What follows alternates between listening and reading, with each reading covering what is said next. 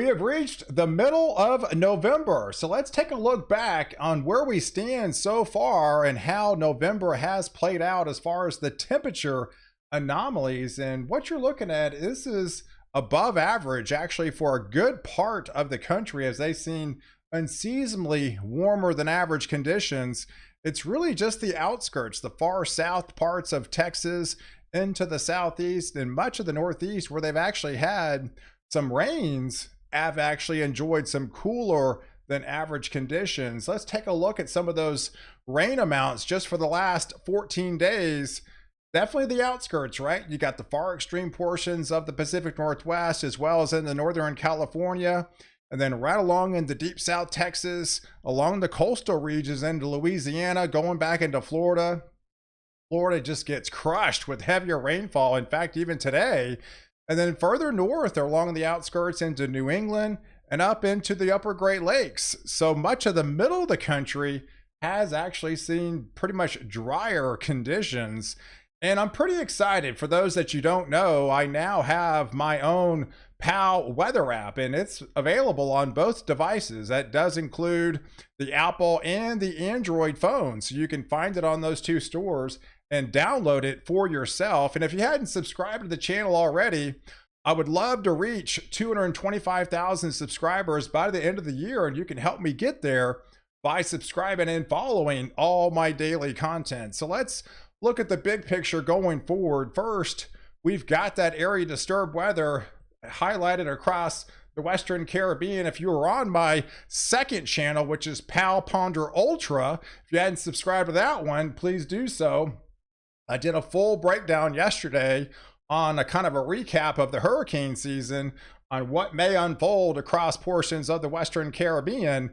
But yes, we'll be looking for that storm to head towards Jamaica, but also down here in the Gulf of Mexico, there's a pretty significant low pressure, and it is dumping some very intense rainfall, especially into southern Florida today.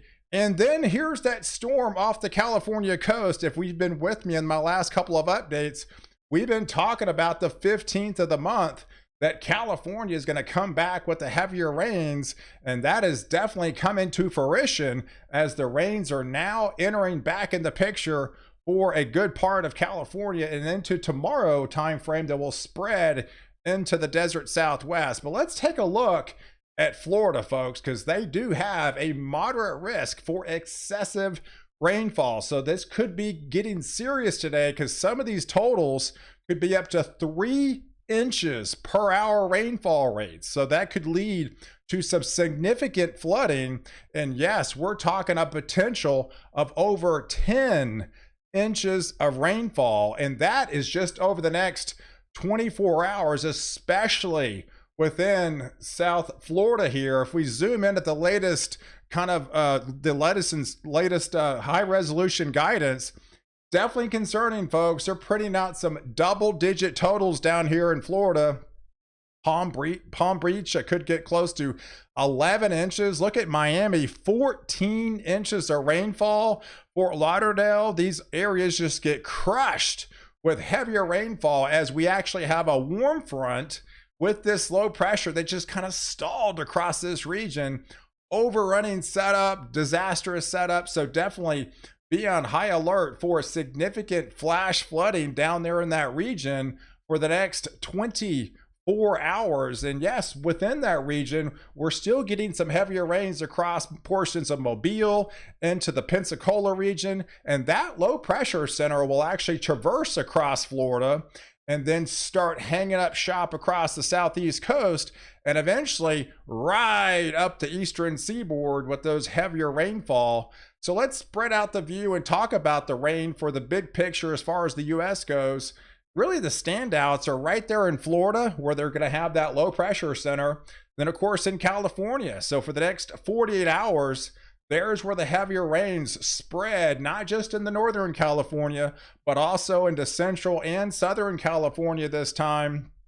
Yeah, places like San Diego, Los Angeles hadn't actually seen rain in the last 1 to 2 months is going to see rain today into tomorrow, and some of that rain will spread into places like Las Vegas, Even Phoenix could start getting to the action with some rainfall for them as that storm system will be starting to enter the Four Corners region as we go into that Friday time frame. But let's take all the way up to Alaska, folks. Now I know this is Alaska. It snows in Alaska, but it's been crazy amount of snow in Alaska lately. And in fact, we got more snow on the table. And we got another winter storm warning up there and another 7 to 10 inches of snowfall. And that will actually play a key role on what's to come for the lower 48 as we actually head into next week with a significant cold blast that's going to be impacting a good part of the lower 48. So let's get the breakdown for you. Here is the setup on Saturday. So, right, so we got that low pressure right now that's in the Gulf of Mexico that will be traversing off the southeast coast. By the time we go into Saturday, that thing's going to be racing up the eastern seaboard.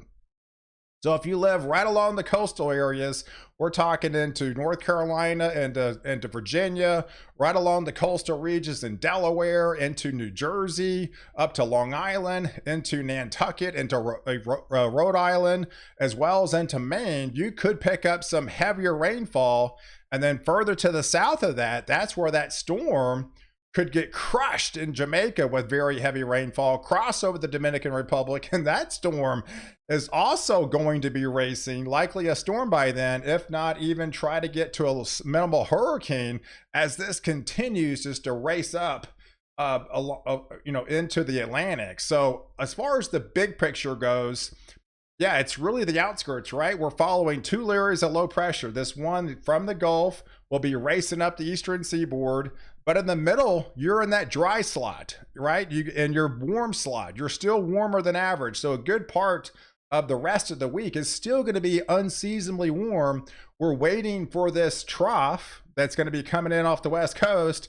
And once that moves through, that's going to allow this colder air that's been bottled up there to swing southbound, and then everybody will start getting impacted with that cold front that's going to be on the table starting on Monday night, and that'll just intensify Tuesday, Wednesday into next week. So by Sunday time frame, right? This is Sunday, coming up for Sunday. There's the low pressure center will be highlighted over the central US.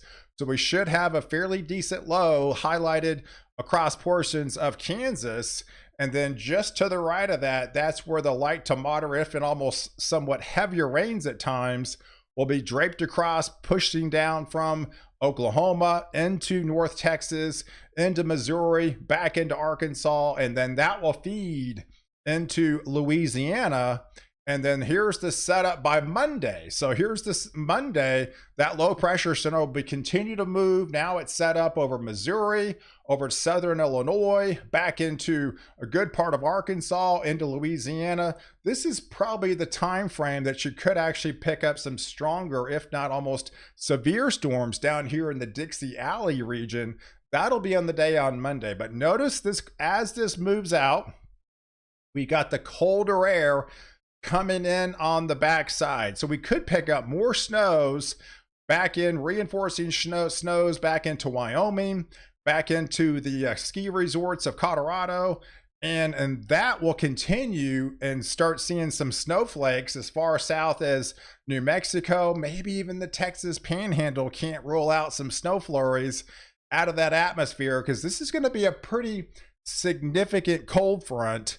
And it's got a lot of legs with it too. So, and it's going to be very windy. So there's the push, especially by Monday night, heading into that Tuesday timeframe. As soon as that low pressure signal clears, that is all systems go to open the door for that cold front to plunge southbound and bring all the heavier winds that are going to be associated with it too. So yeah, these winds are going to be cranking at 40 and 50 miles an hour within that front. You're going to feel it in a big way, as it's going to be a significant change as what you're experiencing now with all those kind of unseasonably warm conditions Monday night, Tuesday, going into Wednesday, definitely significant change is going to be on the table, originating in Texas through Oklahoma and then shifting off into eastbound as that low pressure center will continue to traverse further east. And as it does, here's some of the wind chills they're going to replace with it heading into Tuesday morning. This is Tuesday, November the 21st time frame. I put in the feels like because this is the combination of that wind as well as the temperature, with the winds being so significant. I think of feels like is more accurate to the body because you're going to feel it in the big way because the winds are going to be so strong coming out of the north, big north brisk winds. And those you know, we're talking some single digit wind chills, even some teens, and those 20s will spread all the way into the Texas panhandle, start shifting into those 30s by Tuesday morning as the temperature keeps dropping all throughout the day for the south, and then to continue to move off to the east. So here's the low pressure by Tuesday. This thing is pretty progressive, folks. It's not hanging around. It's a quick mover. All these systems are pretty fast movers. And that low pressure center, once it gets going, there's not much to stop it. So by the time we head into Tuesday, it's going to be highlighted over Illinois, over Indiana, over Ohio, back into Kentucky, into Pennsylvania, all the way up into the Carolina coast again. And that colder air will continue to drain from the north. And as we go into Wednesday morning, look at the red line. That is your freezing line. So anything north of this boundary, this is actual temperature, will be freezing or lower, and the low pressure center will be already raced across a good part of the Northeast, spreading those light to moderate, if not somewhat heavier rains. And the snow will be mainly impacted for Ontario and Quebec regions within Canada.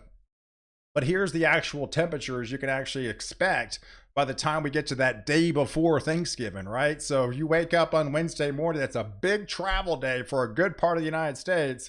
Most of the US across the middle part of the country where they're seeing those unseasonably warm conditions now are going to be definitely needing a jacket big time if you got plans going out for Thanksgiving, as it's going to be cold, if not freezing, as you wake up across a good part of the middle of the country.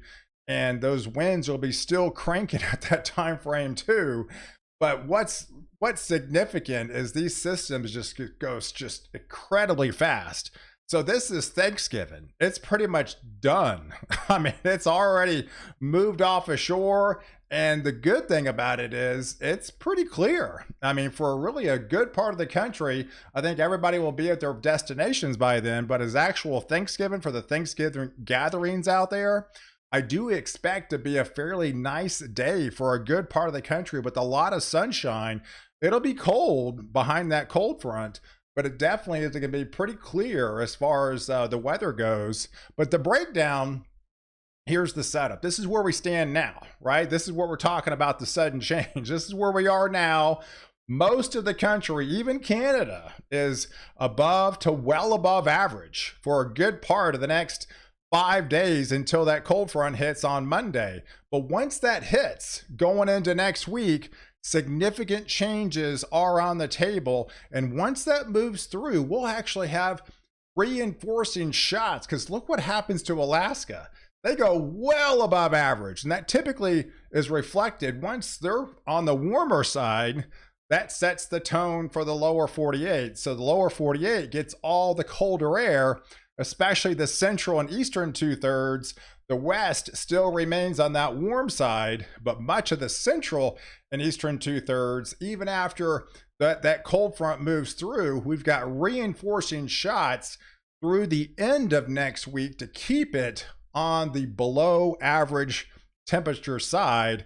And here's the overall snow that could unfold over the next 10 days. So we'll have that tons of snow in Alaska, right? And then we'll have that snow across the Intermountain West and bleeding down almost possibly into flurries into the Texas Panhandle. But once it swings eastbound, it's mainly confined to Canada. But the good thing about it is, as far as the rains, the heavier rains will be draped across the West Coast. And because this system is just so progressive, it's not going to leave like intense rate amounts. Where this is stalling today, that's where you're getting some of that tense rains. But going forward, it's just going to be so fast. These are multiple systems here in the southeast. So most of the area across the center of the country is going to be on the high and dry side. But it's really along east of the I-35 corridor, spreading into the southeast and up the Ohio Valley and up into the mid-Atlantic and heading into the northeast. Well, they get most, if not all, the action as far as the central and eastern 2/3 goes. You'll still get some rain into the desert southwest, but it won't be nearly as much as what you're going to be getting across the west coast. So guys, I appreciate you guys watching. Do like this video, definitely hit the subscribe button, and catch me next update where I protect you before and after the storm.